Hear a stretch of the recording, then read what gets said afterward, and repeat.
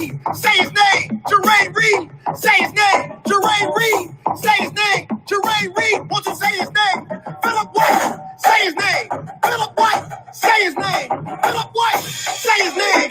Philip White. Won't you say his name? Say his name. Say his name. Say his name. Say his name. Say his name. Say his name. Say his name. Say his name.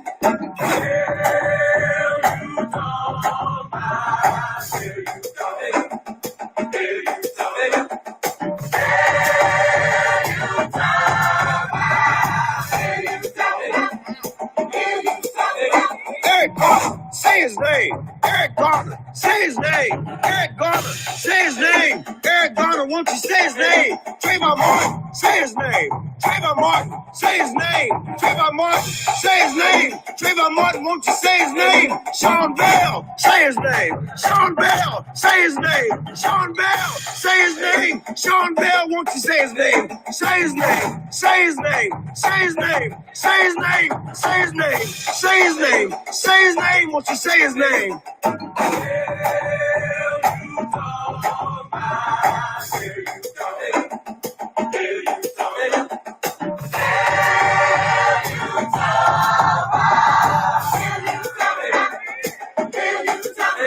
Freddie Gray, say his name. Freddie Gray, say his name. Freddie Gray, say his name. Freddie Gray, won't you say his name? Ayanna Jones, say her name. Ayanna Jones, say her name. Ayanna Jones, say her name. Ayanna Jones, won't you say her name? Sandra Bland, say her name. Sandra Bland, say her name. Sandra Bland, say her name. Sandra Bland, won't you say her name? Say her name. Say her name. Say her name. Say her name.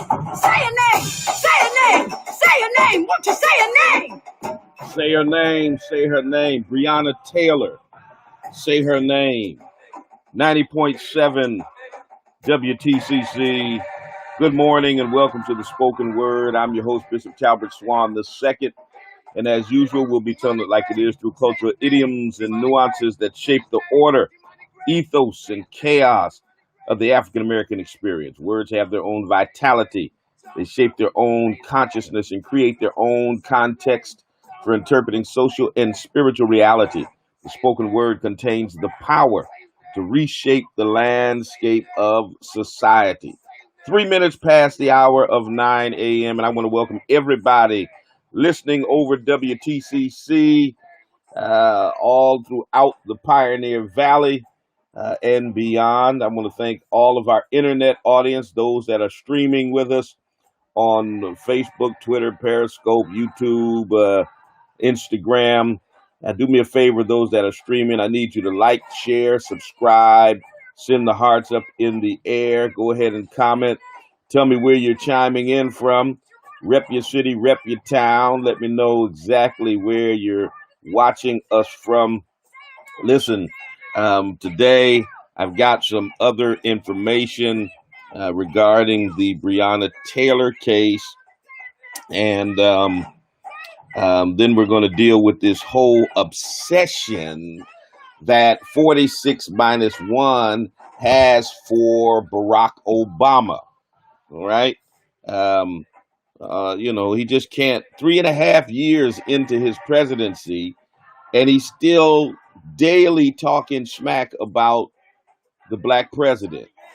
And now they've got something that was trending on Twitter the other day, Obamagate, trying to pretend like there's some big scandal in the Obama administration.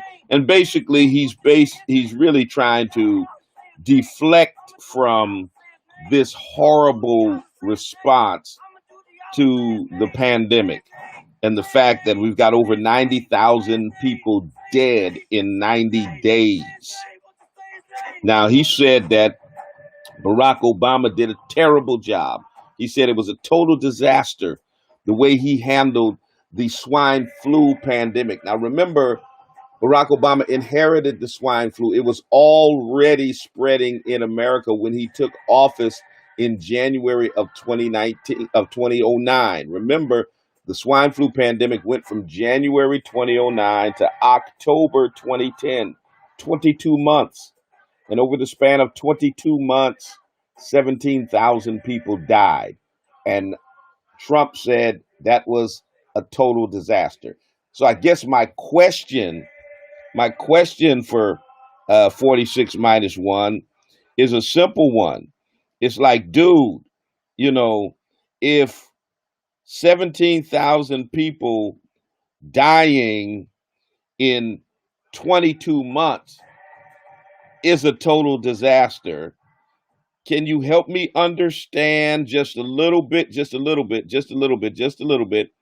Help me understand what 90,000 people dying in 90 days is. I mean, really, come on, think about it just for a moment. 17,000 people dying in 22 months is supposed to be a total disaster. What's 90,000 people dying in 90 days? Yeah. 413-337-1867. 413-337-1867.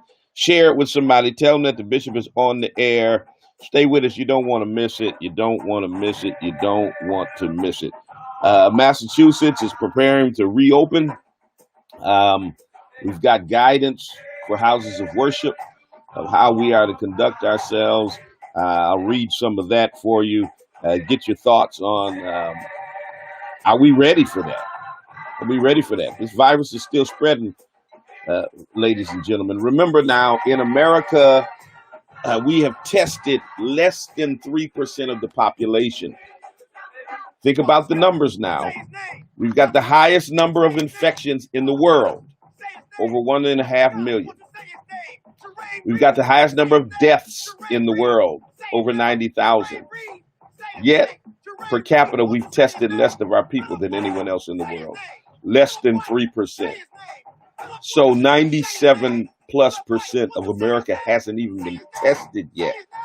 So the numbers that we have, the 1.5 million positive, the 90,000 deaths we know of, come from less than 3% of the population. And we're opening back up. Really. 413-337-1867. Stay with us. We'll be right back. Eric Garner, say his name. Eric Garner, say his name. Eric Garner, say his name. Eric Garner, won't you say his name?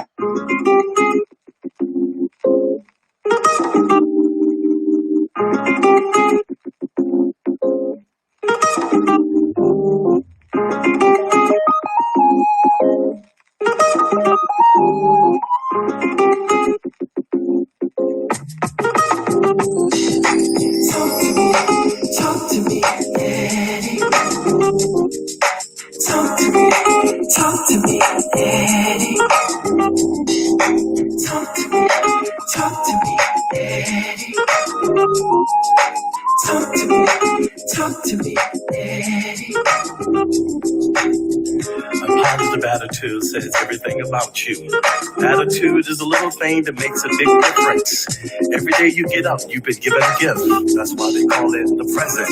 And it's up to you how you unwrap it. So yesterday is history. Tomorrow's a mystery. Today is a gift. So don't let the pain of your past bleed into your present and poison your future. Stop replaying the movie. Why did this happen to me? When it's done with you, be done with it. If it seems like you keep running into pigeons, it's an indication that you're flying too low. So set your sights a little higher. Remember, eagles fly by themselves. If you can see the invisible, you can do the impossible. Allow your challenges to be a stepping stone to propel you into new possibilities. So be discontent with your past accomplishment. You're only as great as your last success. So maintain your hunger and your passion. Remember this, within every seed there is a tree. In every tree there is a forest. Who and what you were born into is simply the environment to prepare you for your ultimate purpose. It was not a setback, it was a setup. Your purpose and potential is bigger than your past pain or problem. Another talk dedicated to you. Listen to your heart, don't let your mind fool you. Another talk that he gave to you. Whatever you do is gonna surely come back to you. Successful people will do the things they hate to get the things they love. Much of life is about sacrifice. You gotta give up something to get something. Success is not about what you've accomplished, but it's what you have overcome. For it's the test that you pass in life which qualifies you for the next level. You have to be willing to face your challenges and overcome them. Most people drive 12,000 miles a year moving forward, but most accidents are caused when they move backwards. You gotta stay focused on what's ahead of you instead of what's behind you. It's your daily routine that determines your success or failure. Whatever you practice at is what you become great at. What's more important than being intelligent is having the right attitude. Respect costs you nothing, but it will cost you everything not to have it. So don't be too smart for your own good. Remember, a hard head makes a soft behind. What's more important than your five senses is common sense. The heart of a fool is in his mouth, but the heart of a wise man is in his character. So don't sweat the small things. The answer for a short temper is a long walk. Be slow to speak, quick to listen, and remember this: you haven't lived long enough to know everything. Your character is what matters most. Once you have been labeled with a bad reputation, it's hard for people to see you any other way. A good name is worth more than all the money in the world. Your life is broken up into three parts. First you learn, then you earn, and then you return. You gotta give back. Talk to me, Daddy. Talk to me, Daddy. I need to know how to be a man. So many.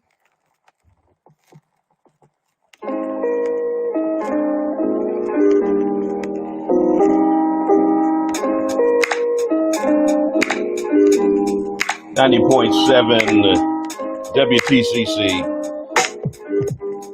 We'll be airing live over WTCC up until 10 o'clock, and then we'll go another half hour beyond that with our online audience.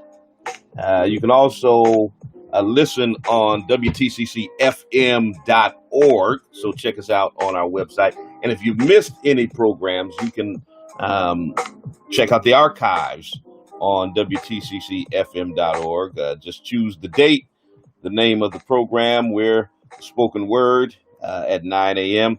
And you can check us out right there on our website. 413-337-1867. Let me put the number up there so you all know exactly how to call in. And we'll open up the telephone lines. So they're reopening parts of Massachusetts, and they're putting out guidelines in terms of how we are to do that. So there were some safety standards and guidelines that came out in terms of opening up houses of worship after today. As of today is the date that they can open back up, and they're asking houses of worship to limit their occupancy to 40%. So which simply means if your church seats 100 people, you can have 40 people at your worship celebration. If your church seats 1,000 people, you can have 400 people at church. This is quite interesting, given the fact that they were limiting us to 10 people prior to that. And I'm wondering what happened that got them to a point of going from 10 people to 40%. I guess my question would be, what's safer now than it has been over the past 9 to 10 weeks, where you decided we could only have 10 people in a gathering, to now we can have 40% of occupancy. So if my church seats 400 people, I can have 160 people in church now as opposed to 10 people. Why is it safer now to add 150 people than it was last week? I get that they're giving us some safety standards and stuff, but I guess my question is, how come these safety standards could not be employed prior to now? And that's the unanswered question, is why is it safer now to get 40% occupancy? What happened to make it safer now to do 40% occupancy? That's my question. So that's based on your occupancy permit of record with the municipal building department. Staff or attendants shall monitor the number of attendees entering the place of worship to ensure compliance with the occupancy level. It says attendees who are not part of the same immediate household must be seated 6 feet apart. We're already doing that with the 10 people. Members of the same household are permitted to sit together less than 6 feet apart. If there is fixed seating, rows should be blocked off and kept empty to allow for sufficient distancing between rows. So they want you to block off every other row or something. All attendees and staff must wear face coverings or masks in accordance with the COVID-19 order. So you can go back to church, you got to wear masks. Let's see.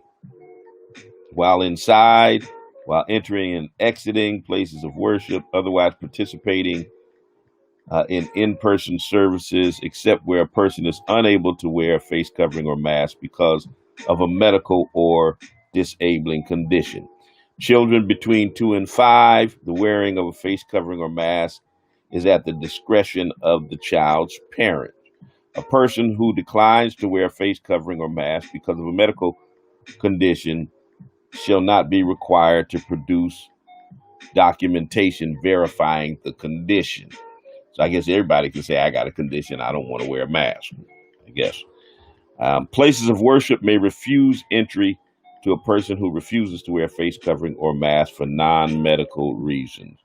Then recommended best practices.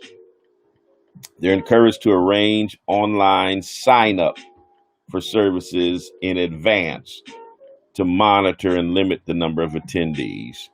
Encouraged to place tape or other visual distancing markings on seating to delineate a 6-foot separation. Promote ventilation for enclosed spaces where possible. They're encouraged to take steps to encourage orderly seating and exiting. Signage of floor markings. So on and so forth. So there's a number of recommended best practices they've got as a guide for this reopening. Now, I just pulled the ones for houses of worship because I happen to be a pastor.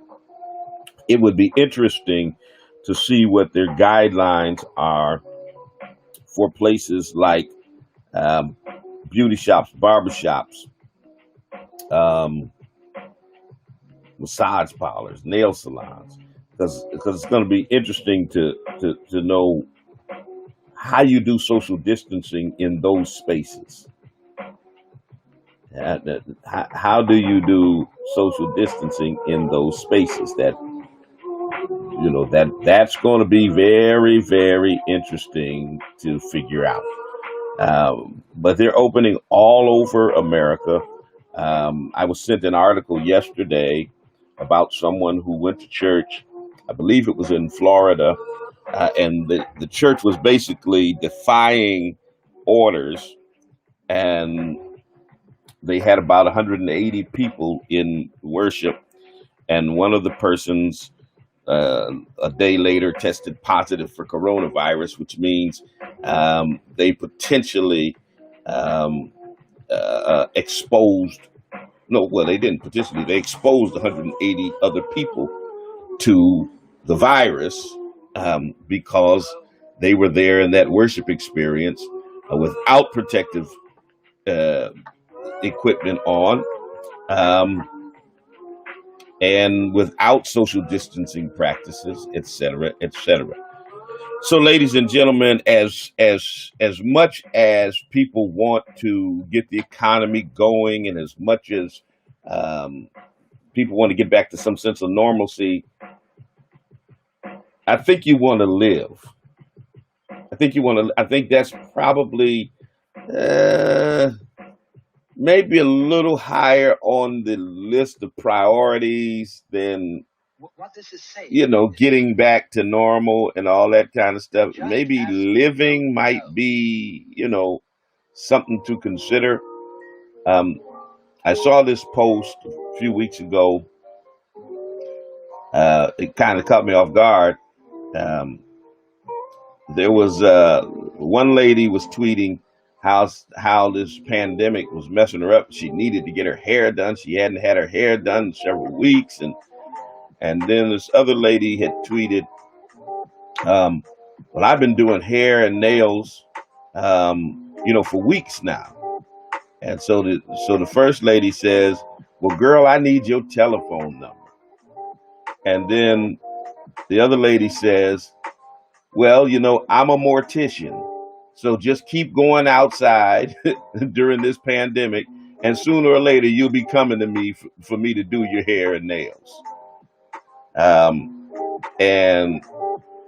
I say that to say, at the end of the day, as much as you want things to be normal, things ain't normal right now. There's a deadly virus that's still spreading. And the president never took it serious, called it a hoax. He was out golfing.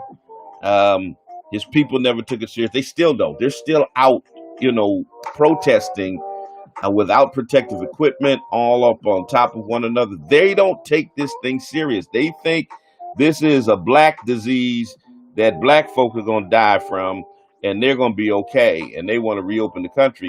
And he's encouraging them. But then he wanted us to believe that he took it serious. I always took it serious. I always knew it was going to be a pandemic. But the way he's acting now defies that. Liberate this state, liberate that state. He's bragging on the maggots, the MAGA crowd that's out protesting with no protective equipment on. Even now on his Twitter, he's posting pictures of them out protesting, not utilizing social distancing or anything. Just out there spreading coronavirus to everybody. Oh man, I feel like I'm living in some kind of weird apocalyptic movie with a bunch of crazies that are out here. But I want to live, and I know you want to live too. At the end of the day, we want to live. So if it takes weeks or even months, to get back to normal, I'll be alive when we get back to normal. I'm not in such a rush to get back to normal that I want to put my life on the line or the life of those that I love on the line. 413-337-1867. So Louisville, Kentucky, Metro Police murdered Breonna Taylor back in March. They got a no-knock warrant for her home by fraudulent means.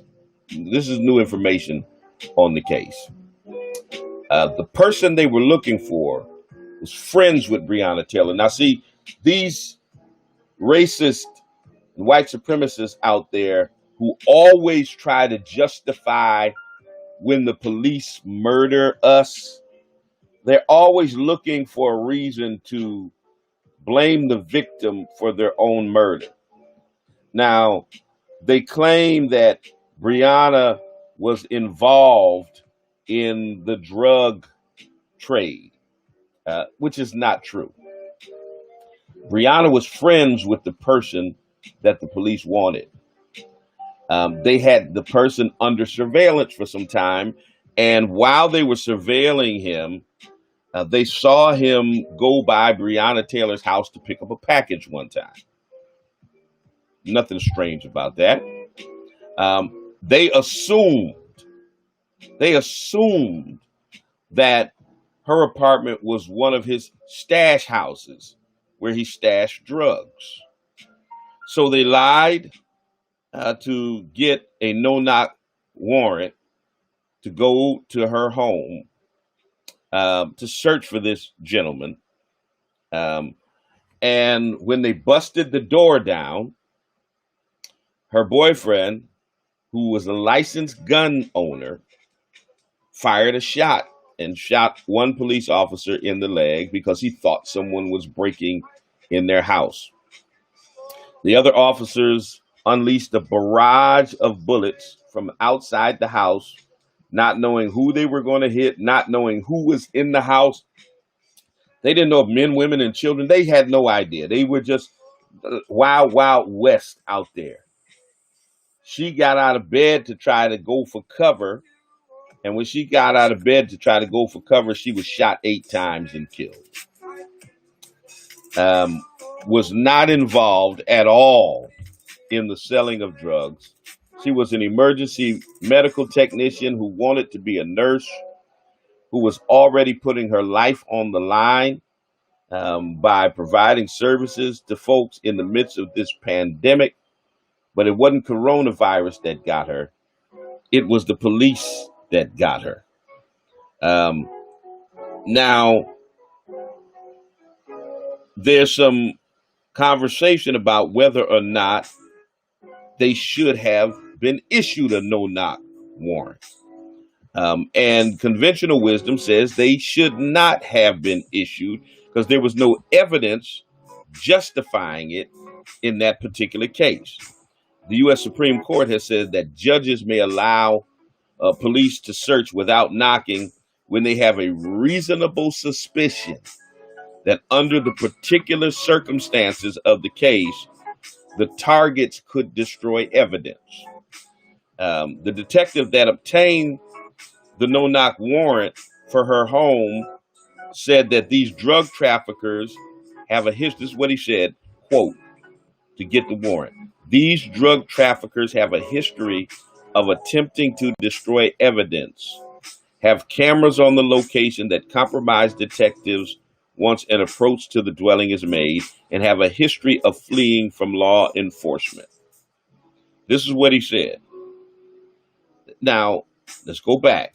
Unless the police have a reason to believe that the house had cameras, that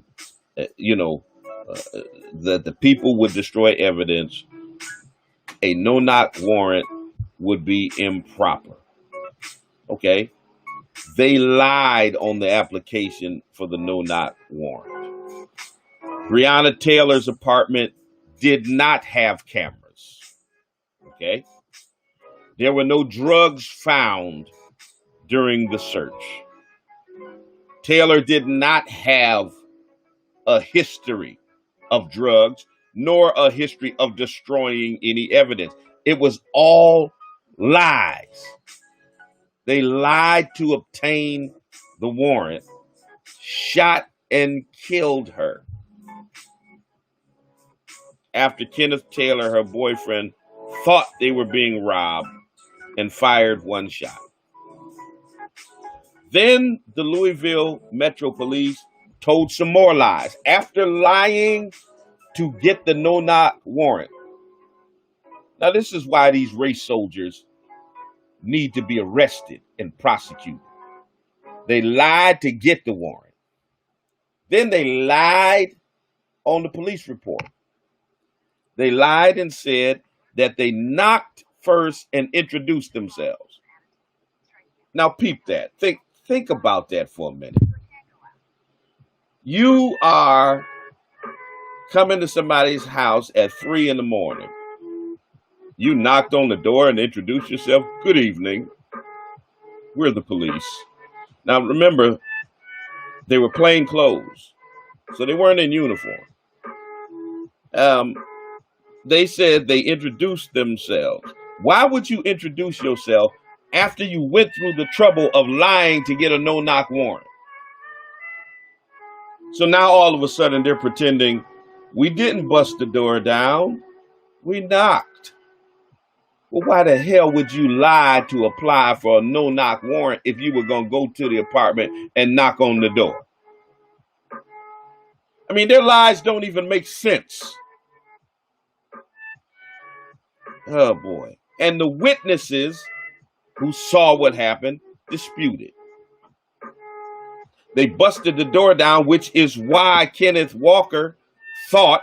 Taylor thought that they were being robbed. Now, he really gonna shoot somebody who knock on the door and introduce themselves? Come on, man. Come on. Good morning, caller. You're on the air.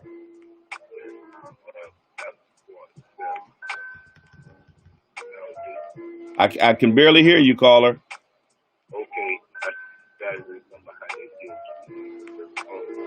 Okay, you're gonna have to call back because we had a bad connection and could barely hear what you were saying. But come on, ladies and gentlemen. Come on. Do you really think Mr. Taylor fired a shot because he thought they were being robbed if these police officers had knocked on the door, introduced themselves, hello, we're the police, we've got a warrant to search your apartment, yada, yada. You really think he's going to pull out a gun and shoot? Man. I mean, liars. Just straight up liars. Liars. The Jefferson Circuit Judge, Mary Shaw, signed the search warrant. Let's see if we can get this call on. Good morning, caller. Yes, can you hear me now? Very faintly. Okay. Well, what I was trying to say, Dr. Swan, is, I mean, even when they killed Jesus, Apostle Pilate, they offered up the rabbis, and they offered up Jesus, and they picked evil over good. But the Bible says, before they went to time of the big good over evil, and it also says, it also says, who is the Gentiles? That's what I want to know. I mean, the Bible says the Jews and the Gentiles have got evil. And the way I look at it, the Gentiles, somebody said, and should not choose the Gentiles. Okay, so, and the Bible says that, help me connect what you're saying to the Breonna Taylor case. I mean, you're trying to give a Bible lesson, but I'm not understanding what this got to do with Breonna Taylor. Okay, yes. Sorry. I don't know anything about the Breonna case. I was trying to allude to the coronavirus and the Bible of the flesh. I mean, I was trying to allude to the Bible disposition that was in the corona flesh. Can you remember Monday, May the 11th, when it turned dark and all that hill was? I think that was divine. Now, I love, I can love that. And with you women, that was scary. I mean, I love. All right. So I'm still having difficulty hearing you, but I thank you for your call. I think we've given you enough time. I don't know what you were talking about. Sorry, y'all. I really just don't. 413-337-1867 is the number here. Good morning, caller. No, man, you can't monopolize my show, dude. This is the spoken word with Bishop Talbert Swan.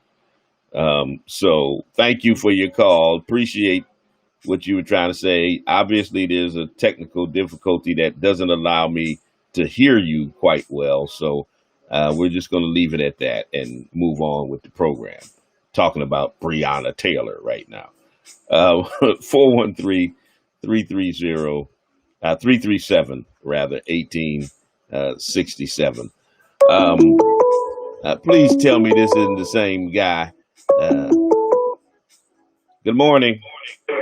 Yes, good morning. I was kind of trying to analyze Thank what you for calling. the last caller was saying there. I can hear you. I can hear you very clearly. So obviously the technical difficulty was on his end. Go on. You're on the air. Yeah, okay. I'm right here now. Hopefully it's better.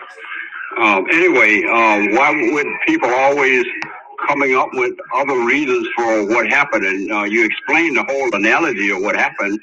And to me, when he's coming out with Bible verses and all that other stuff, it's probably good in church. But to try to explain exactly what you had just said and brought out, to me, it had nothing to do with that. Yeah, I mean, sometimes I get some strange calls that many times they don't want to stay on the subject I'm talking about, and you know, folks who call in and say, "Well, I think you ought to be talking about this." Yeah, well, it ain't your show right now, or they want to call in exactly and just change. I mean, Sundays or whatever you have in your Bible class and like that, that's what it's for. But then when we're trying to resolve some of the conditions out here that's going on in our country right now, and actually all over the world, people have to start realizing. I mean, you have to get your head out of your butt and realize what's going on, and then fit into the whole analogy of what's going on.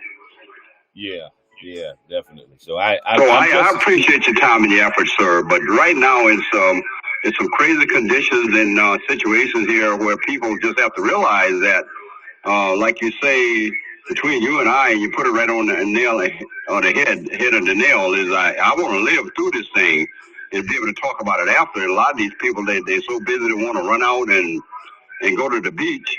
And before you know it, they got the virus before they get back home. What good does that do? You know, so we just have to try to stay safe and take care of our people and our families and the surrounding neighbors and get through this thing the best we can. Thank you very much, sir. All right. Thank you for your call. 413-337-1867. Yeah, I don't know. I don't know what the caller was talking about. Pontius Pilate and Jesus on the cross, and I don't know how that connects to Breonna Taylor. But the judge who signed the search warrant won't comment, because obviously she didn't check to see if anything that the police told her was accurate, since it was chock full of lies. Lexington attorney Mark Wolender, who's a former FBI agent, federal prosecutor, and director of narcotics, said that the boilerplate language that was cited by the Metro police detective did not justify a no-knock search, and that he doesn't know how that application for a search warrant ever cleared his supervisor's desk. Okay. There are criminal attorneys who agree that the police needed more specifics on the subjects of the search warrant for a no-knock warrant. And that if they give out no-knock warrants this easily, they give them out in any and every case. The police in Louisville shot and killed an EMT in her own home for no reason. Got a search warrant related to a drug investigation that Breonna Taylor was not involved with. Did you hear what I said? They got a drug warrant, a no-knock warrant for a drug investigation that Breonna Taylor was not involved with. She died for no reason. No reason whatsoever. And this is part of the deaths that Black people suffer all of the time because of the pandemic of white supremacy in America. That's a pandemic that they have yet to get a vaccine for, and that they pass down from one generation to another generation. One generation of white racist cops to another generation. They keep spreading this virus around. And it results in the death of innocent black people. It's one thing, we know there's certain dangers out on the streets. We understand we take our life into our hands when we're out there on the streets. We understand certain places that we go pose a certain threat. But there should not be that same level of threat in what's supposed to be the safety of our own homes. We should not be subject to die at the hands of law enforcement for being black at home. I mean, a Tatiana Jefferson in Fort Worth, Texas, playing video games with her nephew.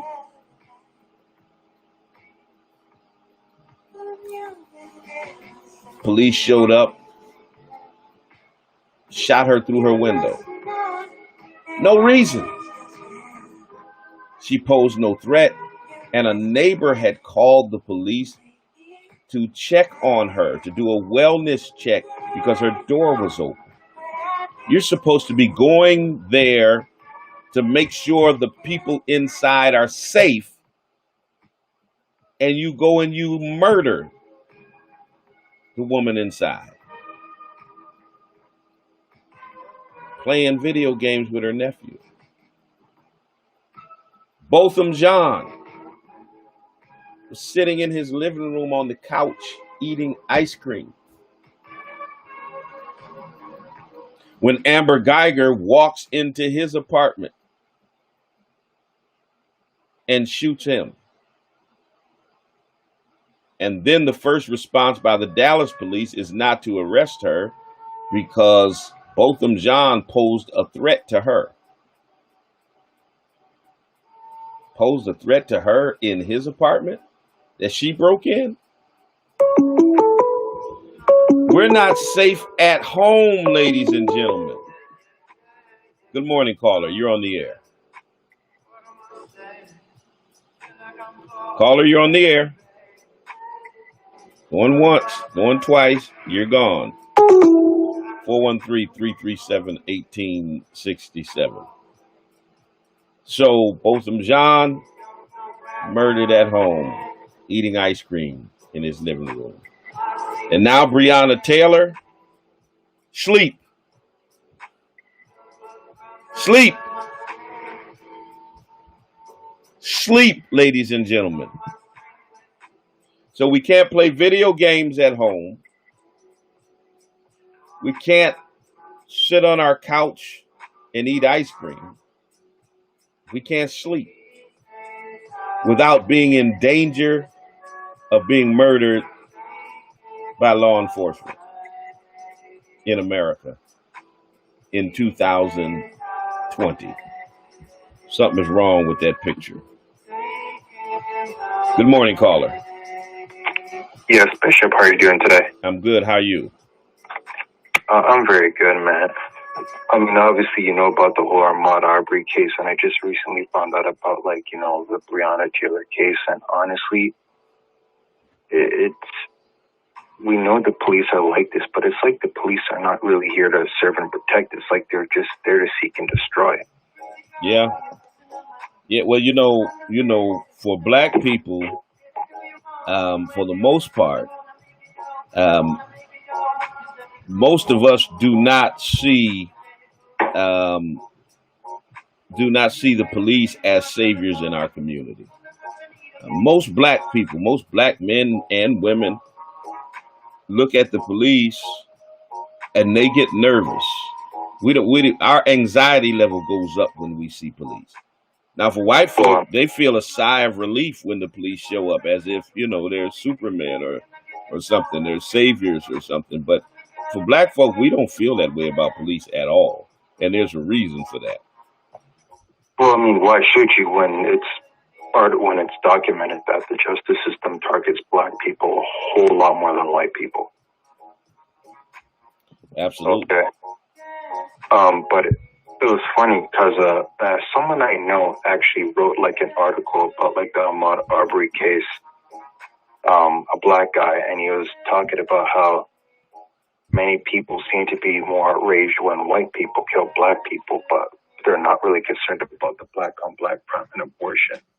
What's your thought? What's your take on that? Yeah, I get tired of that lame argument, and I don't even engage these white supremacists on that argument to begin with. Because first of all, abortion is legal. So whether you think it's moral or not is a different story. Okay, it's legal. So a woman going to a clinic and having an abortion is legal. Now, whether you think that's right or wrong, morally, theologically, there's room to argue that. But that's not the same as a police officer murdering an innocent person. And then there's no such thing as black on black crime. All right. 95% of black people that are murdered by other black people. Fact. But hold up. 90% of white people that are murdered by white people. Nobody says white on white crime. Right? 88% of Asians that are murdered by other Asians. Nobody says Asian on Asian crime. 90% of Latinos that are murdered by other Latinos. Nobody talks about Latino on Latino crime. So the whole black on black crime misnomer is a racist counter argument to the very real fact that police disproportionately kill black people. And so when we want to talk about Black Lives Matter and calling police into accountability, it's a straw man argument to deflect from the reality of white supremacy within the police department. And then my final point on that is when black folk kill other black folk, they go to jail. Okay? They go to prison. They're held accountable. Nobody has a grand jury that lets them off. No, they don't have cases where juries are reluctant to convict black people and they get acquitted, or they don't have situations where they can go out and kill black people and not get charged at all and have law enforcement say it was justified. So there's a huge difference between police murdering black people and in most cases never being charged, other cases being let off by a grand jury, and in other cases being let off by a jury. That don't happen when black people kill other black people. So it's a moot argument. It's an ignorant argument. It's a racist talking point. Yeah, and it's a deflection, right? Because number one, how do you know black people aren't really trying to do anything to end black on black crime? Well, black folk have been trying to end crime in our neighborhoods for time immemorial, whether it's by black folk or by white folk or by whoever. And these white folks don't live in our neighborhoods. They don't listen to our radio programs. They don't know what we say in our churches or with our families or wherever. They don't know what the hell is happening in black neighborhoods or what kind of efforts are being made in black neighborhoods to curb the crime in their communities. So they need to shut up with that foolishness. Y'all don't care about black. What the hell kind of sense does it make? Who lives in black neighborhoods? Black people. Do you think black people, black residents in black neighborhoods don't say anything about the crime in their neighborhoods? How does that even make sense? But of course, white folk who don't live there, who want to deflect from white police murdering black people, come up with these straw arguments that black people don't care about crime in their own neighborhoods. You know, go play in traffic. Yeah, it's true. Well, thank you for taking my call. All right. Thank you for calling. 413-337-1867. Once again, straw argument, foolishness, just complete nonsense that people always use. And then even black people get caught up in this crazy talking point. All of the sycophantic black folks, you know, the Candace Owenses and the Brandon Tatums and, you know, and those kind of folks talk about this black on black crime thing. That is non-existent. It's a misnomer. It's foolishness. Now, let me transition the conversation for the 9 minutes I have left on WTCC, and we'll continue with it for those of you who are streaming with us. And I want to talk about this obsession that 46 minus 1 has with Barack Obama. Now, here's the thing. Somebody tried to come for me this weekend saying Bishop Swan out here defending Barack Obama, like he was a good president. He didn't do nothing for black people, so on and so forth. Here's the thing, and here's what my response was. My response was the legacy of Barack Obama in terms of his impact on the black community can be debated. We can debate that. And folk have legitimate points in terms of whether or not he did enough, did he do anything, so on and so forth. That's worth having a conversation about. But here's the thing. Trump is not attacking Barack Obama based on what he did or did not do for the black community. He's attacking Barack Obama because he's black. Period. Let's just keep it 100. And the reason why I have been critical of Trump's attacks on Obama is he's attacking his blackness. He's not attacking. I don't care how they dress it up. They've never attacked Obama because of his record, his policies, or anything like that. The attack has always been on his blackness. And if they attack his blackness, what do you think they do with your black behind?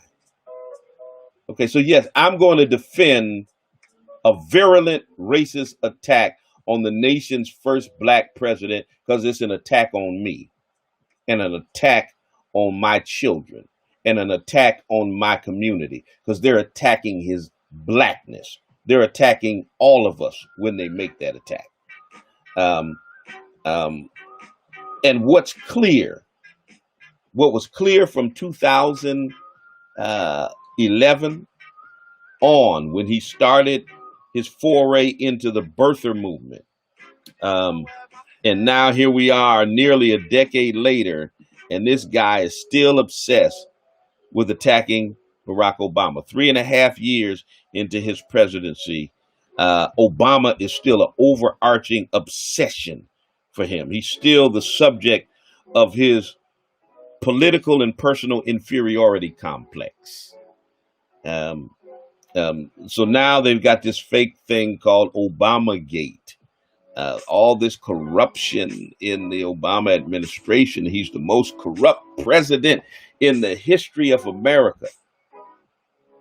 When the guy sitting in the White House now has 34 indictments, he's got sex trafficker best friends. I mean, all the nonsense that's going on with this administration, and they got the nerve to talk about the previous administration being the most corrupt. Are you kidding me? I mean, let's just keep it real. His attack on Barack Obama is an attack on our blackness because they never thought that a black man should be president of the United States of America. That's what that is.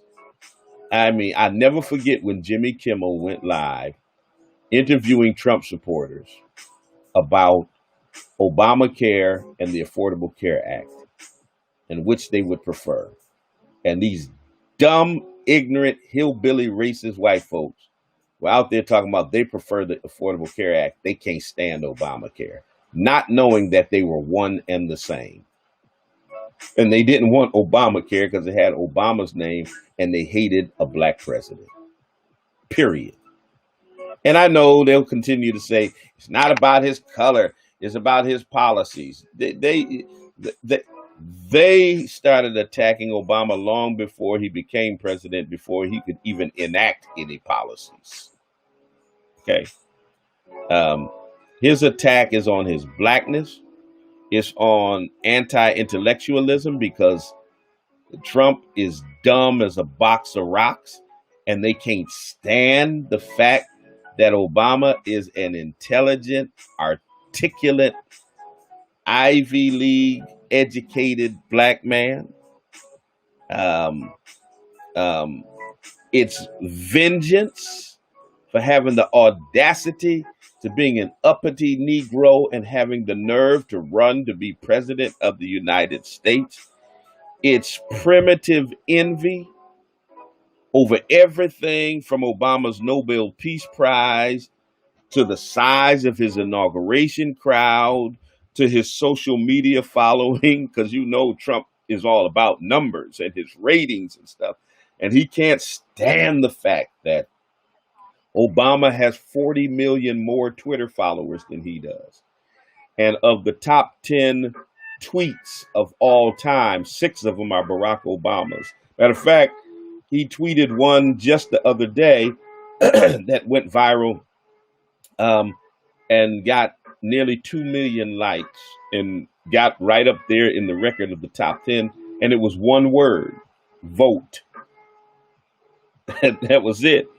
I mean, he's got a fact-free fixation on Obama that goes all the way back to birtherism, and it's absurd.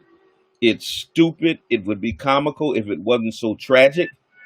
And so Obamagate, I keep saying, is the new birtherism. Obamagate is the new birtherism. Conspiracy theory, Trump started pushing back in 2011. I mean, they just can't stand the fact that a black man was president of the United States. I got to transition off of WTCC. I'll continue on with those of you that are streaming in just a moment. Don't you go nowhere. Don't you touch that dial. Don't leave. Share, like, subscribe, do all that stuff. We're coming right back at you. All right. I want to thank my WTCC audience. Those of you who are faithful listeners, thank you for continuing to listen through this pandemic.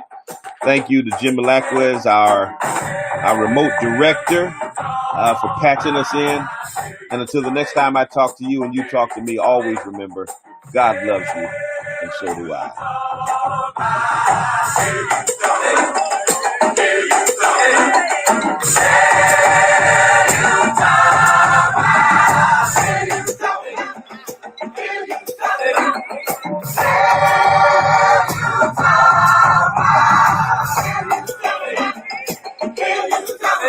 Walter Scott, say his name. Walter Scott, say his name. Walter Scott, say his name. Walter Scott, won't you say his name? Jermaine Reed, say his name. Jermaine Reed, say his name. Jermaine Reed, say his name. Jermaine Reed, won't you say his name? Philip White, say his name. Philip White, say his name. Philip White, say his name. Philip White, won't you say his name? Say his name. Say his name. Say his name. Say his name. Say his name. Say his name. Say his name. Say his name.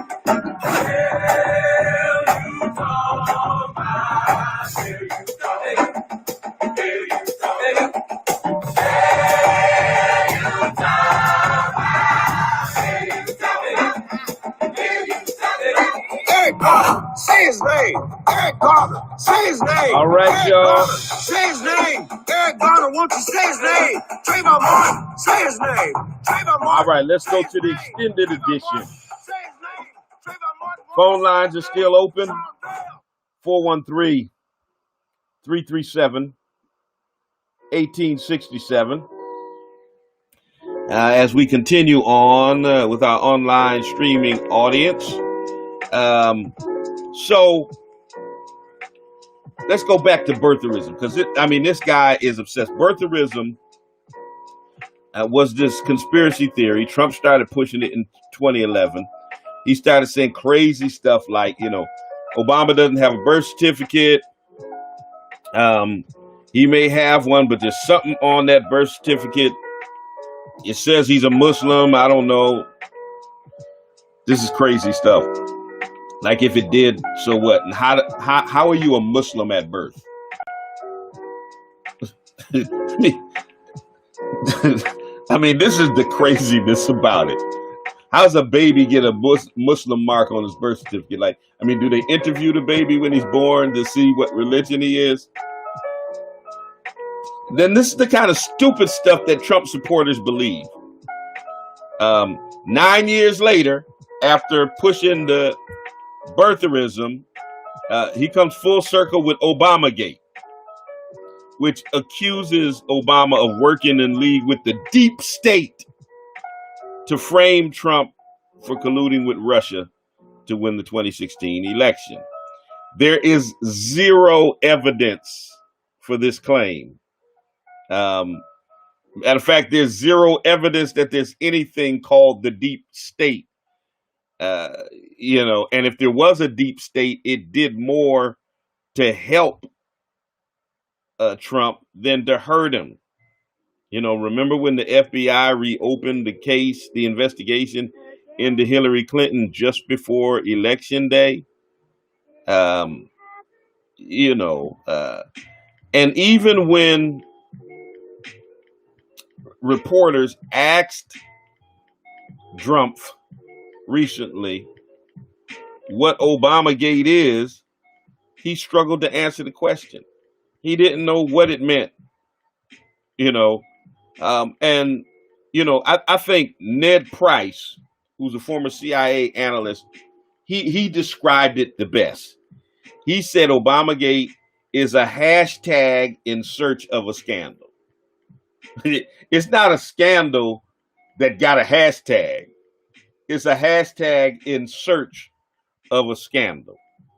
But, of course, his allies in the Republican Party, in the conservative media, they're all kind of walking in lockstep and trying to build this parallel universe where there's this big story that Obama is at the center of, and Obamagate, like there's a real scandal out there.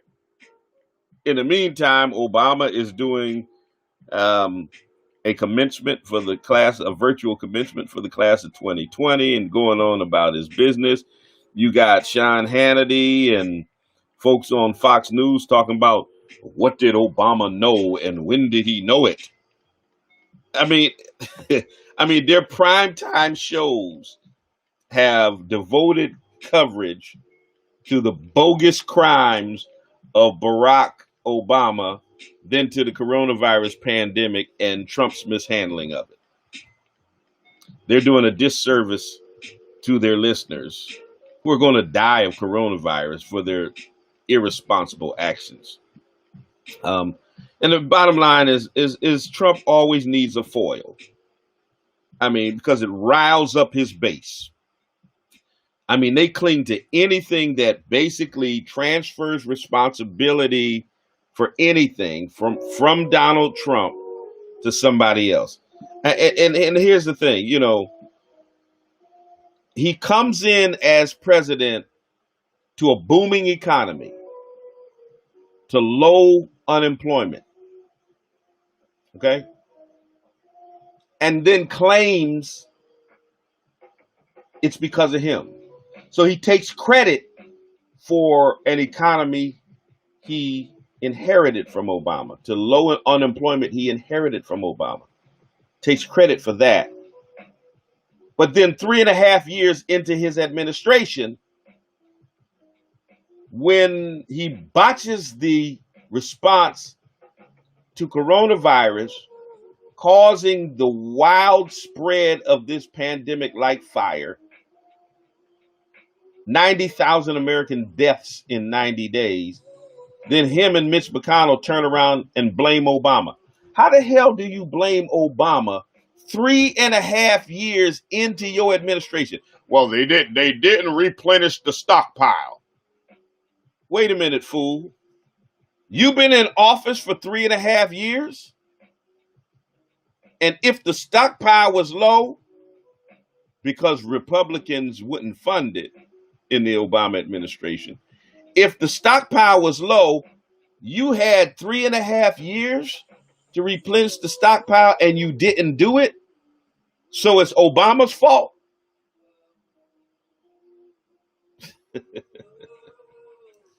Oh boy.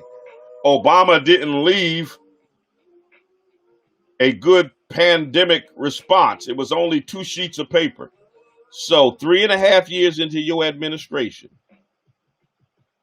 you just now noticing 90 days and 90 deaths later that the pandemic response guidebook was lacking. You just noticed that and decided to write your own and put it in a binder and act like it's better because it's in a binder and what you had from Obama is stapled.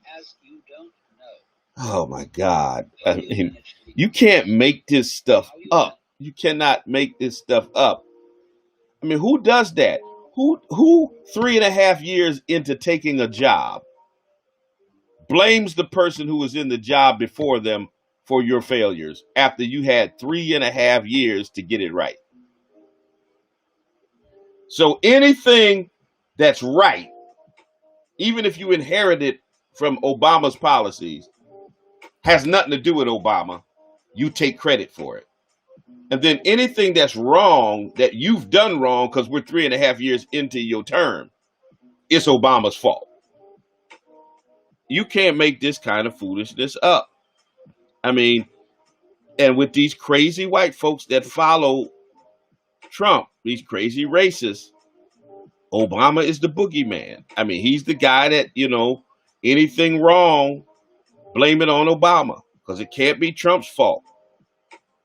I mean, from the Iran nuclear deal to the Trans-Pacific Partnership, from environmental regulations to the Affordable Care Act, Trump has been on a mission to erase Obama's legacy.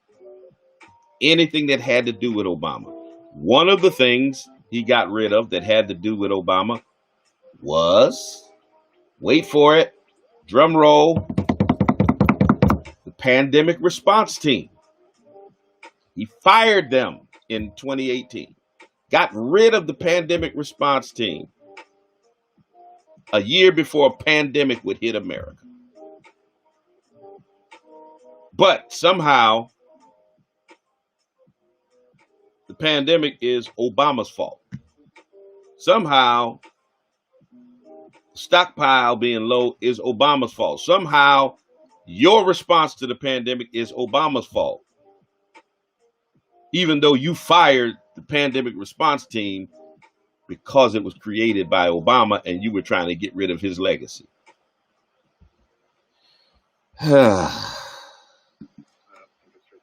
Man, I'm telling you, man, this foolishness is crazy. I mean, Trump has no deep convictions of his own. He just continues to find a negative reference point on Obama. And it's fueled by racism and jealousy. Good morning, caller. Morning, Bishop. How are you? I'm good. How are you? Oh, real good. Hey, a little while back, you mentioned they knew about the COVID in October. Yeah. Where is that information? If you do a search for Event 201, it was a conference that was held in New York City, sponsored by Johns Hopkins and and the Bill and Melinda Gates Foundation. And during that conference, they had a simulation of what would happen if a coronavirus pandemic hit the world, and how the world should respond. And in that simulation, they determined that if countries didn't work together, that it would destroy the world economy, it would wipe out the world's health systems, and it would kill millions of people around the world. And if you go to the website and if you look at some of the things that are written there, one of the things that is written is it says health professionals are closely watching the coronavirus pandemic that is currently spreading in China. And that was in October. That was in October. This was on the website in October. Something was on 60 Minutes last night. I think that's what they were talking about. Yeah, it said. Now here's the thing. You know the kind of planning it takes to put on and something like that. So if it's on the website for an event in October, that means they knew it before October in order to to put the information there. So I use October as a date because that's when they talked about it, but they knew about it before October. So we're talking literally probably August, September at least. They knew. That's right. So Cuomo should have been involved in that as well. Trump, he is the blame game on that for sure. But in all due respect, Cuomo should have been up on that just as much. No? Oh yeah, because it happened in New York City. That conference happened in New York City.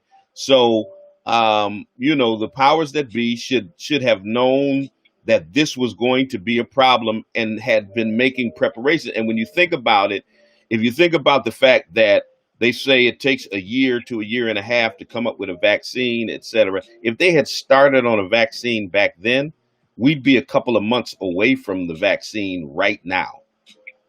That's right. And do we know the last date Trump called it a hoax? That was on the last day of February, or either the 28th or the 29th of February when he was at a rally. So it was almost March, but the end of February is when he called it a hoax. And now get this, U.S. intelligence had briefed Israel. This is documented. You can look this up too. Briefed Israel on the coronavirus spreading in November. So how is U.S. intelligence briefing Israel in November and Trump calling it a hoax in almost March? Well, Biden needs to really push that hoax.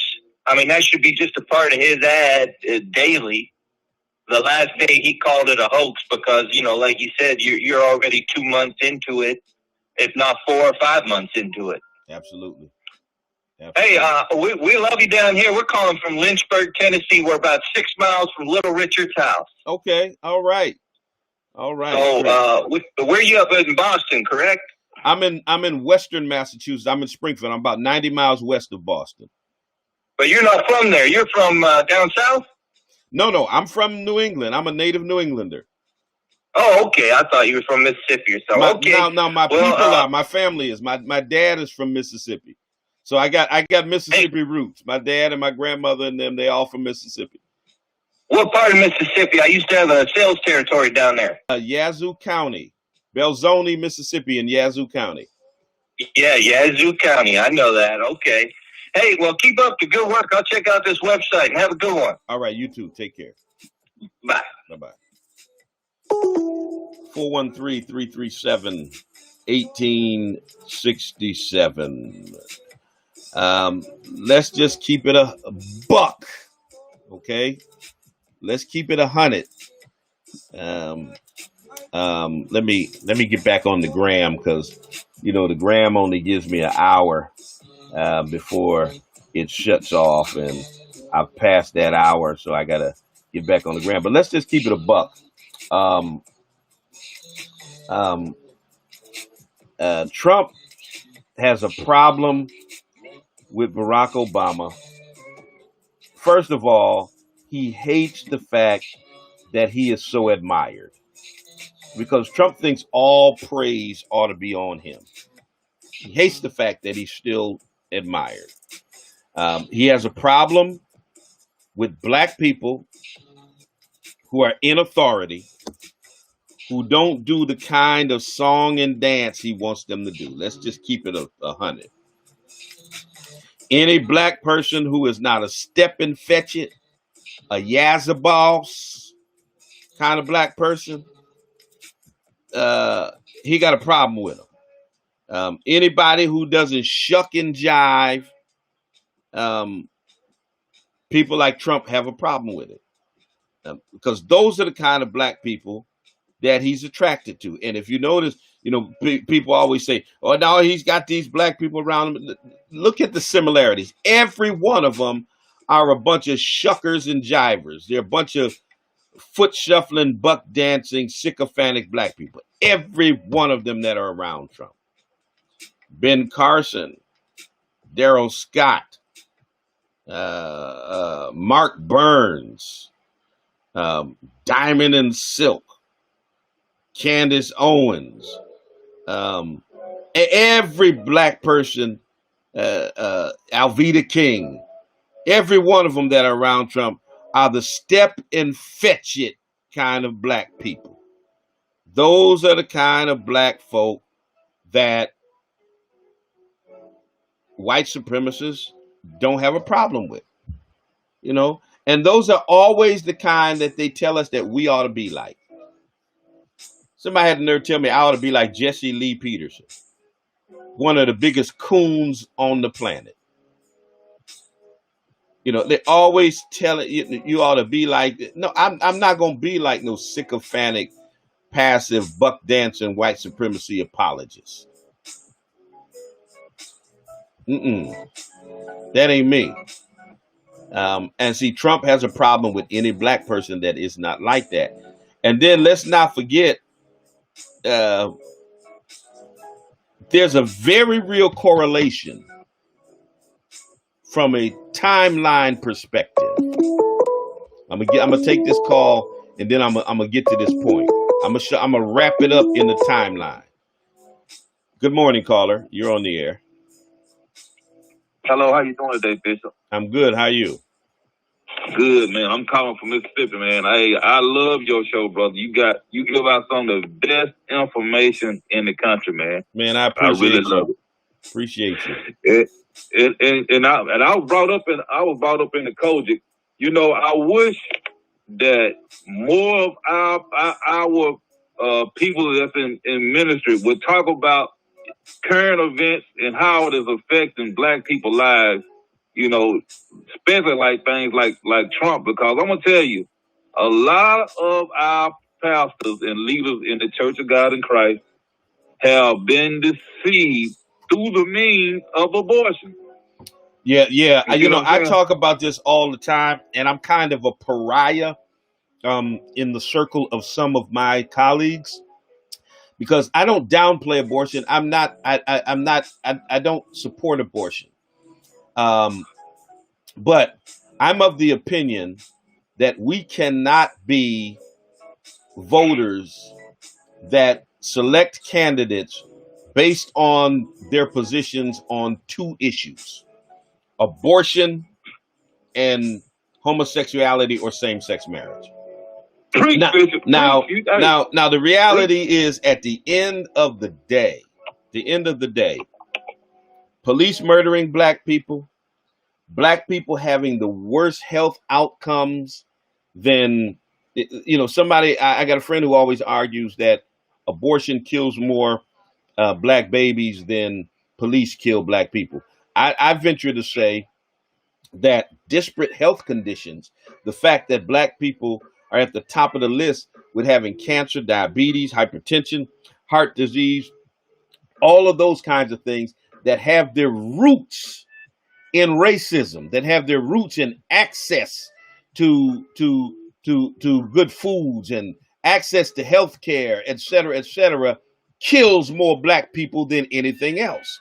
And so at the end of the day, we've got to look at people's stances on a myriad of issues that affect our community, and not just two issues. I mean, I would be ignorant to vote for somebody who's against abortion, against homosexuality, but they want to take WIC away from poor black families. They want to take food stamps away from people that need it. They want to take health care away from black people who can't afford the expensive health care premiums that are out there. And so they'll die because they can't get proper health care. Somebody who supports the extrajudicial murder of black people, who won't stand up for the disparate treatment of black people in the criminal justice system. I'm going to vote for that person simply because they're against abortion and same-sex marriage? No, hell no. They ain't going to do it. But Bishop, let me ask you this, and I'm going to let you go, Bishop. How do you go about trying to get these leaders informed about how I mean, just say a lay person like me, how do you go about getting people informed that have been deceived by this extremist right-wing false gospel? Because it's a gospel, this right-wing extremist gospel, it ain't nothing but white supremacy. You're absolutely right. I often say that white evangelicalism is nothing but white supremacy in drag. Bottom line. Oh my God, I love it. Bottom line. You ought to go into attack mode on that in the service. Oh yeah. But and to your question, let me tell you this. Yeah. People like you have the power. Now let me tell you why I say that. At the end of the day, it doesn't matter what I do as a preacher and a pastor, how great I might think I am. It's the people who support my ministry that makes me who I am. Okay? So if I didn't have those people in the pews who support me, who push my ministry, who financially support the church that I pastor, then, my late mentor, Bishop O.T. Jones Jr., would always say that a man who has no followers is not a leader. He's just a man taking a walk. And so at the end of the day, if I don't have those followers, I'm not the leader that I am. And so the people who have the power to shift my agenda are the people who support me. They are the people I ought to be listening to. And so I say to people who are sitting in pews of churches where pastors are taking on the wrong theological perspective, pushing the wrong things, you have the power to say, hey, pastor, we need more of this, this, and that, and less of this, this, and that. Because at the end of the day, if we don't get it, just like you can boycott and not go to a restaurant that discriminates against black folk, not shop at a mall, you have the right to say, hey, you know what? If we can't snap this church into one that is serving the needs of its membership, its constituents, and its community, then we can withhold our support from it to push them in the right direction. So I say the power is actually in the pews. Yes, sir. Well, you have a blessed day, Bishop. I enjoy you. I listen to you as much as I can. I always get informed by you. All right. I appreciate your call. Thank you, sir. 413-337-1867. Now let me get back to that timeline. So remember, Trump started on his tirade with birtherism in 2011. What happened in 2011 that pushed him to start attacking Obama and going along with this birtherism? Well, y'all know what it was. Do y'all remember the 2011 White House Correspondents Association dinner where Trump sat stone-faced and humiliated because Obama torched him? uh, uh, uh, um, torched his political ambitions. I mean, just played the dozens with him. Um, um, I mean, he just torched him. And Trump sat there like this. As Obama had the whole room in stitches, scorching Trump. He never got over that humiliation. And it was right after that humiliation that Trump started on the birtherism stuff. Yeah. Because he doesn't have a sense of humor. He's not self-deprecating. And the White House Correspondents' Dinner is a fun event where people make fun of each other, especially in politics. But Trump couldn't take it. And so what Trump said, excuse my language, let's just keep it 100. What Trump said is, I'm going to get that nigga back. I'm getting that nigga back. And for the last almost 10 years, he's been trying to get Barack Obama back for what he did at that Correspondents' Dinner. You know, this obsession is rooted in racism. I mean, you know, most of his accusations are deeply racialized. Questioning his intelligence. He just said just the other day that he was grossly incompetent. That Barack Obama was grossly incompetent. I mean, questioning his intelligence, that's based, that's rooted in racism. That black people are dumb. Talking about how much basketball he played, questioning where he was born, all that's rooted in racism. You know, and that's who we have in the White House, ladies and gentlemen. We have a virulent anti-black racist who hates the former president simply because he was black. Now, see, if Obama was white, Trump would have sucked up what happened at that Correspondents' Dinner, and he would have moved on by now. And now we know Trump. Trump attacks people, white or black, and he would have had his clap back, but he wouldn't have had a decade-long a vengeance mission like he has with Barack Obama. I mean, the bottom line is it's driven by the fact that Obama has the thing that Trump has always craved for but never achieved, and that's respect. That's respect. Bottom line. He can't get it. He doesn't have it. And he's mad that a black man does.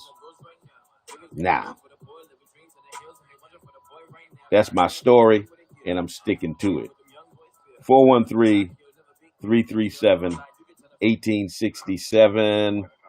A few more minutes left in the program. Let me see what you guys are saying here. Highlight some of these comments that you have here. Good morning, baby girl. I see my baby girl is on here from Chicago, from the Chi. Let's go back a little bit. See what y'all saying. Good morning, everybody who said good morning. Michigan is in the house.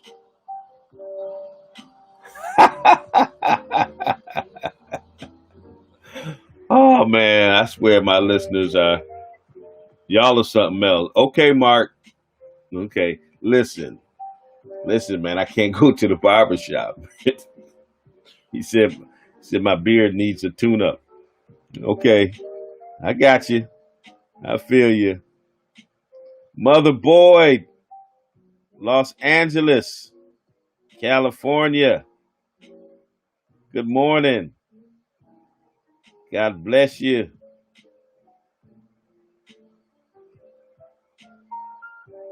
Let's see. Springfield is in the house.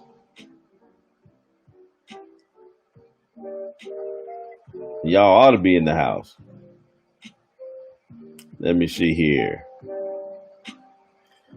What's your thoughts, Nan Network under Reverend Al Sharpton from Bernard Smith? Nan does some good work. I mean, it deserves some criticism, as does most civil rights organizations. I'm a part of the NAACP. I believe in its mission. And I think it's an effective tool against racism in America, but it deserves criticism in many areas, and as does National Action Network. But they do good work. I was honored to be recognized by the National Action Network a couple years ago at their national convention. Irony, they have social justice awards in my city that I haven't been recognized for yet, and probably been the most active minister, active person, one of the, if not the most active person in the area of social justice in this region for years. But my city won't recognize me, but the National Action Network did. So I think they're a good organization. They're open for criticism. Different families have to be 6 feet apart. Yes, Mickey. In terms of those guidelines from the state, if you don't live in the same household, it's not even so much different families. If you don't live in the same household, you have to be 6 feet apart. You can only sit closer if you are from the same household, according to the guidelines. Yeah, well, listen, cuz I guess if you're doing 40% of occupancy, the thought is,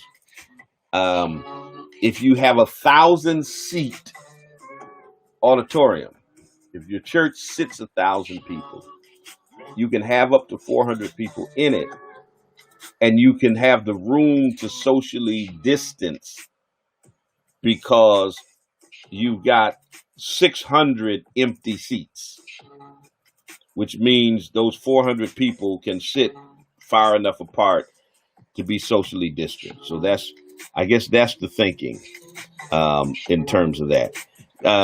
Yes, face coverings are required according to the guidelines. According to the guidelines, they are required. So many questions, and somebody can provide answers. I'm looking for them. I'm definitely looking for the answers. Someone is answering your question, Kang. Will I be doing screenings at entrance, temperature checks? That's a good question. We haven't been doing that because we have not been having our congregation. We've only been having essential staff. We've literally been having maybe 7 or 8 people, just essential folks, so that we can do our live streaming. So we, as we get closer to reopening, we'll consider those things. We don't have a date, even though the governor is allowing that to happen as of today.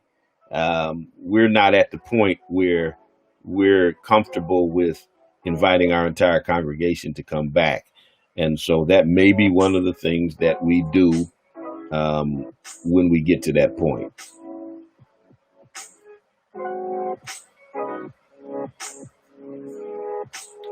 Correct, Zaida. I think Kang was talking about the example I gave, that if you had a facility that seated 1,000 people, 400 people could be there.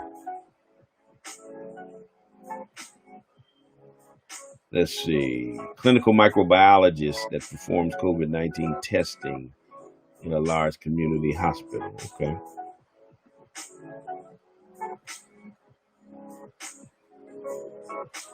Yeah. Many of them are still going to do drive-in service, especially when the weather is warmer. It's a time you can continue to do that.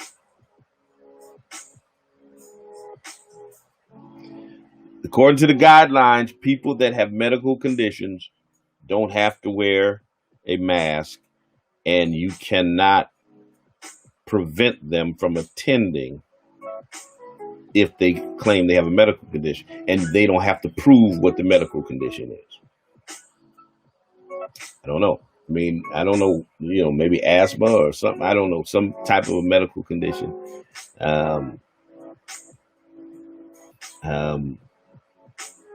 That would prevent you from wearing a mask. Appointment only. That's what a lot of places are doing. Appointment only. Inside banks and other places, you can only go by appointment. Face coverings have to be worn. Remain in your car. Notify them that you've arrived.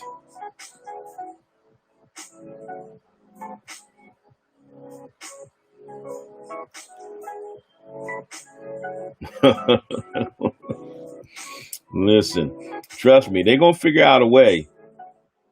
Like you saw those cops in New York beating up black people for not wearing masks while they were passing out masks to white folks who were violating social distancing protocols in the parks.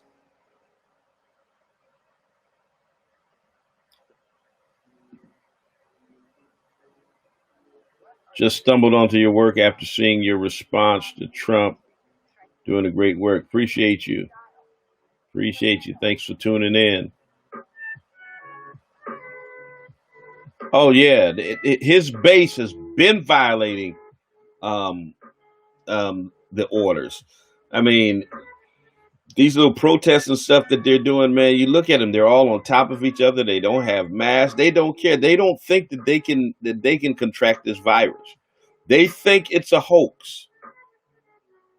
They think it's just a mild flu-like thing that the deep state and the extreme left has blown out of proportion. I mean, even though you can go to the CDC website and you can see they do a daily update. I'm going to look it up right now. They do a daily update of the number of deaths and the number of cases, of coronavirus cases. They don't believe it. They keep saying the numbers are exaggerated. I had one of these conservative idiots tell me there's only been 30,000 deaths. Those numbers are exaggerated. And of course, he got that number. He just pulled it out of his behind because he had no source for it. So last updated yesterday on the CDC website, cases in the U.S. 1,467,065, so nearly 1.5 million cases. Total deaths 88,709. Okay, there were 1,394 new deaths from Saturday to Sunday. This was not updated yet today, so this does not. It wasn't updated from Sunday, so it doesn't count who died on Sunday and who's dying today.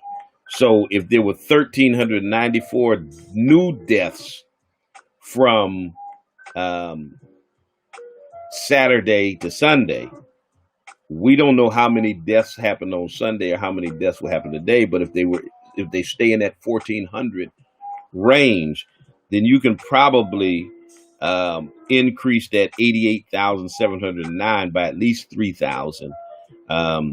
And we're probably at 91 to 92,000 deaths as of right now. But they think those numbers are fudged, even though they're being kept track of by the Center for Disease Control. Yeah, Lisa Marie, that's exactly what I feel like. I'm in some weird, sci-fi apocalyptic movie. It's crazy. It's crazy the times that we're living in. Suppress our votes. Listen, I'm glad you brought that up, Natalie, because I wanna ask every one of you. You need to be supporting any legislation in your state that is pushing mail-in voting. There's legislation pending right now before the legislature here in Massachusetts that the New England Area Conference of the NAACP is supporting, pushing for mail-in voting, that every registered voter in the state should receive a mail-in voting form and be able to vote via mail so that they don't have to risk themselves, because all of the medical experts are saying, regardless of whether the curve flattens over the next couple of weeks or not, that there will be another wave of coronavirus in the fall, and it will come back in the winter with a vengeance, and that it may even be a different strain of it. And so it may be too dangerous once again for us to be out in public, in crowds, trying to vote come November. And so to be on the safe side, we need to have mail-in voting all over the country. And so if your state is sponsoring that, you need to support it. If your state is not sponsoring that, you need to push your legislators to sponsor it. We don't want to have a case like in Wisconsin, of folk going to the polls and risking their lives just to cast a vote.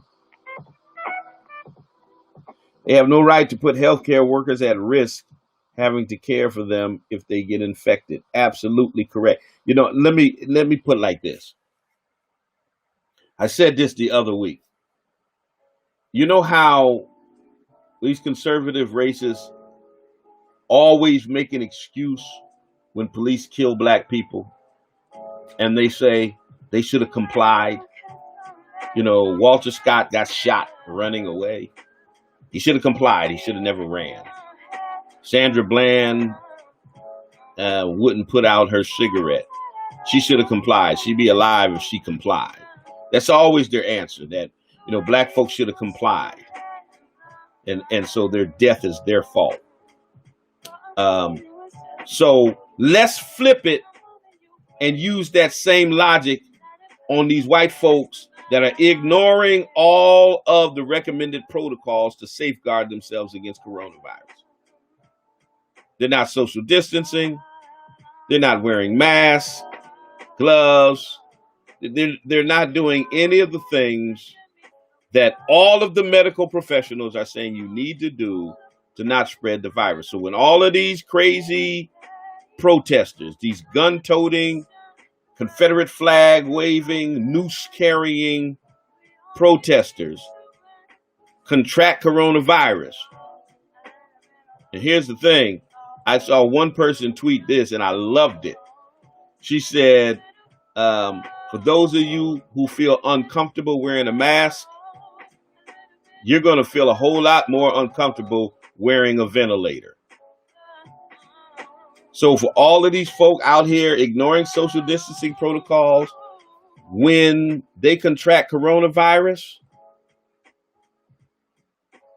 and start dying, can we use that same logic on them that they use on black people who get killed by police and tell them, y'all should have complied? Yeah, that'd be cold-blooded, wouldn't it? That's what they do to us. They should have complied. They should have complied. Should have complied. So let's use that logic on them. When all of a sudden we start reading stories about these protesters contracted coronavirus, and they were out here at this state capitol and out here and out there protesting. They caught coronavirus. Now they're on a ventilator or now they're dead. Let's just say they should have complied.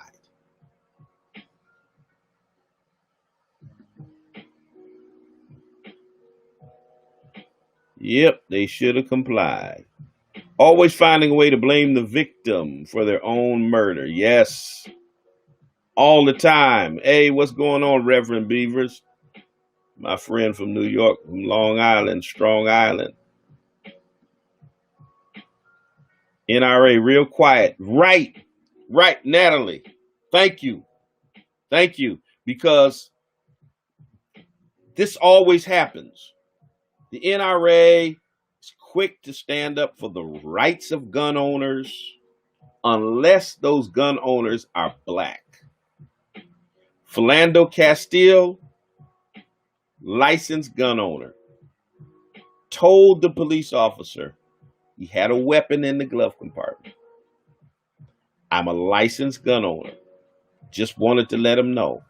Then the cop asked him for his license. And when he reached for his license, he murdered him. Where was the NRA in supporting the rights of a licensed gun owner? Ghost. You could hear rat pee on cotton. You could not hear anything from the NRA because that gun owner was black. Kenneth Taylor,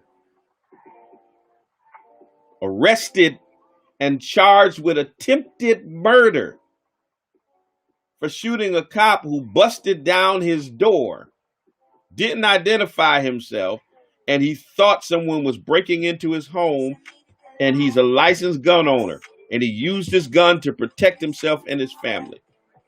Wound up losing his girlfriend, being murdered by the cops, and then being arrested for attempted murder.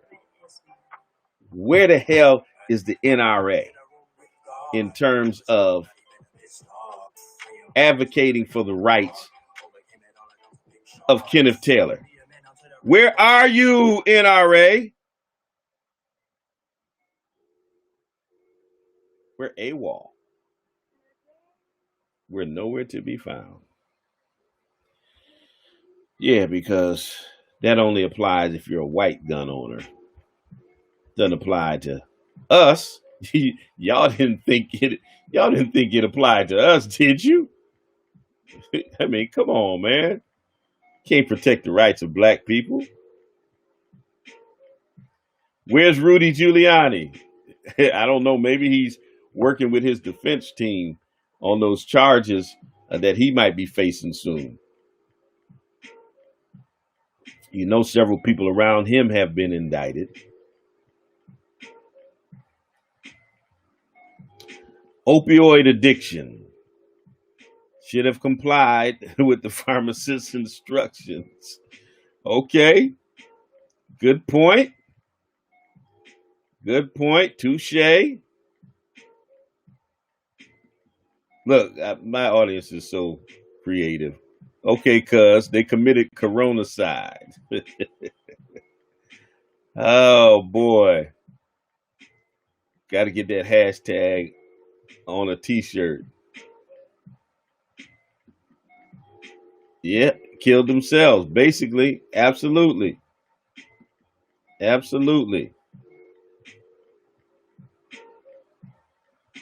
Well, Chang, now that you said that, while Trump was tweeting, this is the Chinese virus, and all of that kind of stuff, the evidence says that when coronavirus started spreading like wildfire throughout the East Coast, that hot spot area of New York, New Jersey, Connecticut, that spread from white folks who came over from Europe and not from China. So that's real. That's a good point. They don't comply because they think it doesn't apply to them. Absolutely correct. They think that the laws only apply to other folk, and that what applies to other people does not apply to them. That's what privilege does. Privilege makes you think you're exempt from what everyone else has to comply with.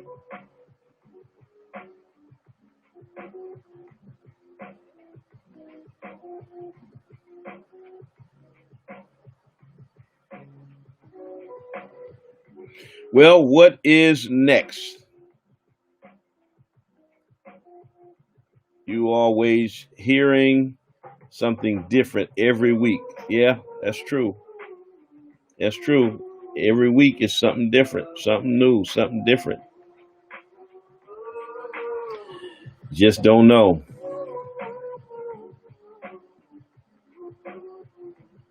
So listen, isn't there an article says Bill Gates owns the patent? Now listen.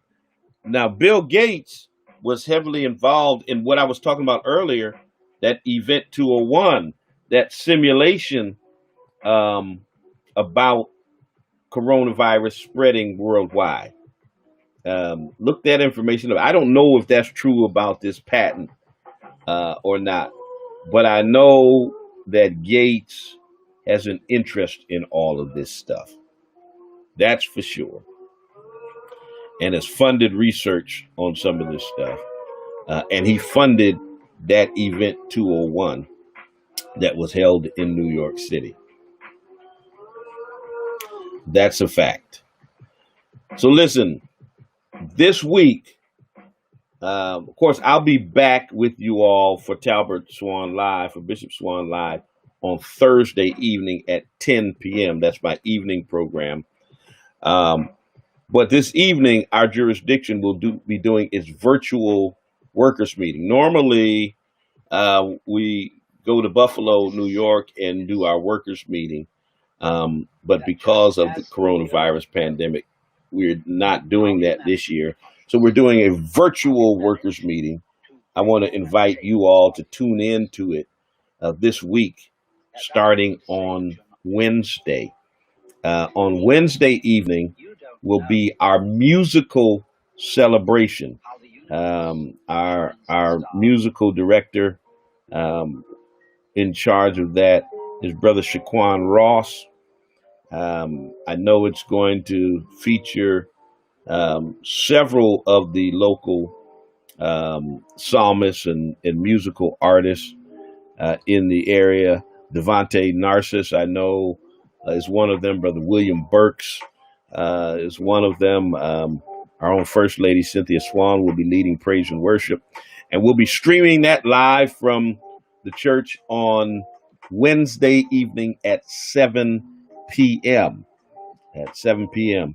And then on Thursday evening will be Women's Night, and our jurisdictional supervisor of the Women's Department, Mother Valerie Fields, will be giving her annual address on Thursday night.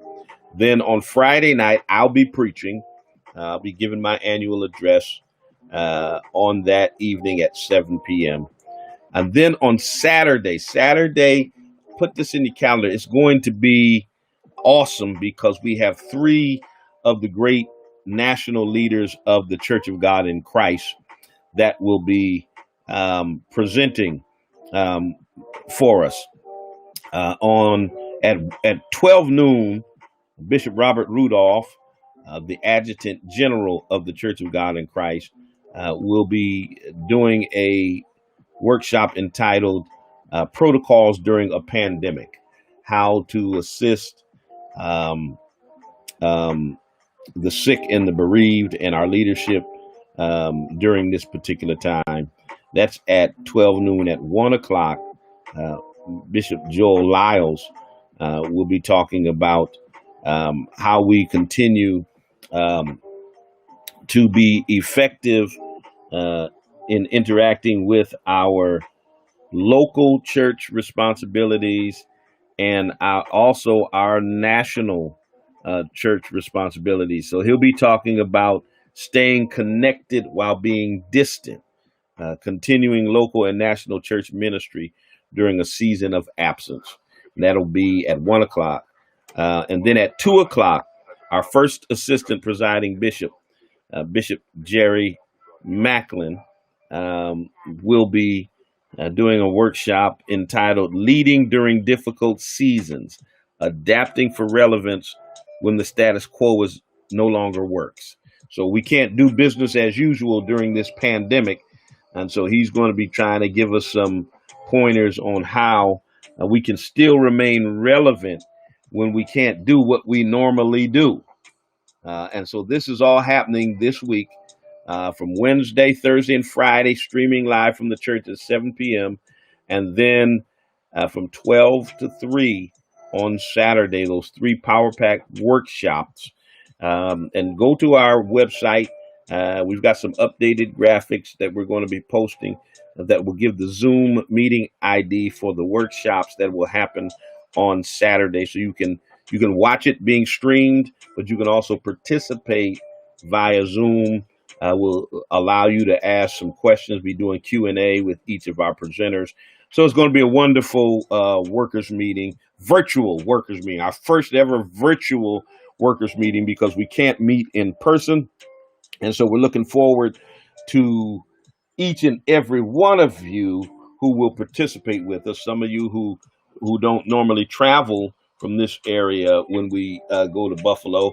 And it's always a good time when we go there because, we go over into Canada. We go hang out in Niagara Falls and all of that stuff. And it's usually a wonderful experience when we do travel there. But won't be able to do that this year because of the pandemic.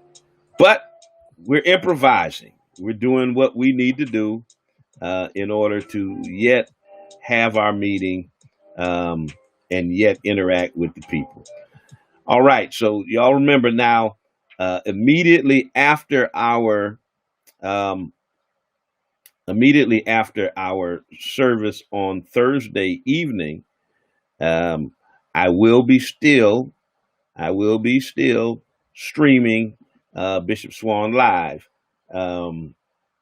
after the service is over. So y'all get ready.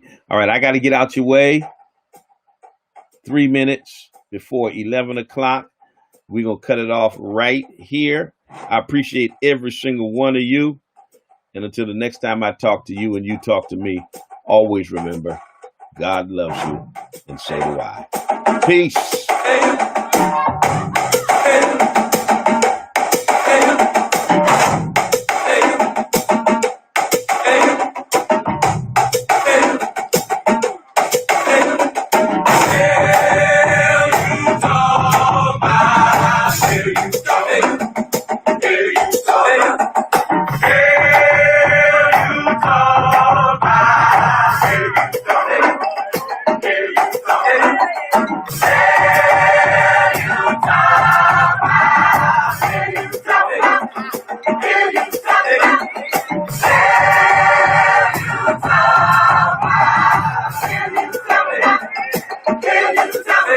Walter Scott, say his name. Walter Scott, say his name. Walter Scott, say his name. Walter Scott, won't you say his name? Jermaine Reed, say his name. Jermaine Reed, say his name. Jermaine Reed, say his name. Jermaine Reed, won't you say his name? Philip White, say his name.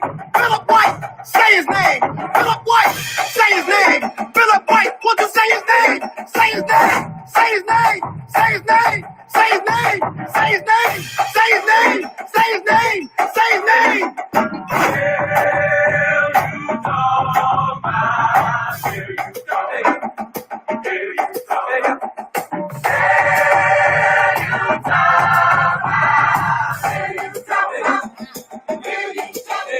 Eric Garner, say his name. Eric Garner, say his name. Eric Garner, say his name. Eric Garner, won't you say his name? Trayvon Martin, say his name. Trayvon Martin, say his name. Trayvon Martin, say his name. Trayvon Martin, won't you say his name? Sean Bell, say his name. Sean Bell, say his name. Sean Bell, say his name. Sean Bell, won't you say his name? Say his name. Say his name. Say his name. Say his name. Say his name. Say his name. Say his name. Won't you say his name?